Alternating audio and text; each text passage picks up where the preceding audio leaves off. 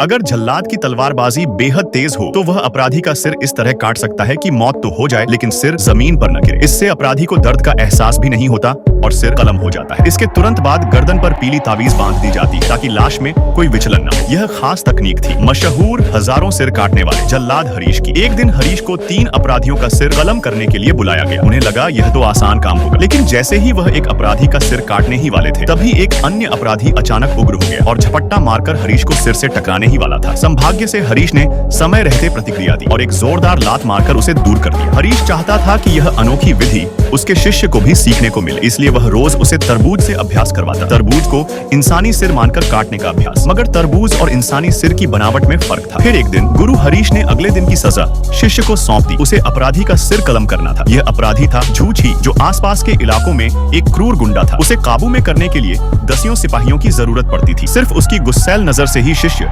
डरकर जमीन पर गिर पड़ा, लेकिन गुरु की प्रतिष्ठा बचाने के लिए शिष्य ने डरते डरते तलवार उठाई। उसने पूरी ताकत लगाई, मगर फिर भी झूठी का सिर एक ही वार में नहीं कट पाया। तलवार झूठी की गर्दन में अटक गई। सैनिक तुरंत मदद के लिए दौड़े, मगर झूठी उनसे भी कहीं ताकतवर निकला। स्थिति और बिगड़ने लगी तो सैनिकों ने झूठी को जबरदस्ती लकड़ी के तख्त पर दबोच लिया और शिष्य को फिर से गर्दन काटने को कहा। शिष्य ने फिर कोशिश की, लेकिन इस बार झूठी को जरा भी नुकसान नहीं हुआ, बल्कि झूठी ने जोरदार घूंसा मारकर उसे दोबारा गिरा दिया। अब सैनिक इधर उधर भागने लगे और योजना बनाई कि अब झूठी को तीरों से मारना पड़ेगा, मगर झूठी और भी उग्र हो गया। उसने शिष्य की गर्दन पकड़ ली और उसे मारने वाला था कि तभी गुरु हरीश सामने आया। उसने तलवार पर एक जबरदस्त लात मारी और बड़ी मुश्किल से झूठी को काबू में किया।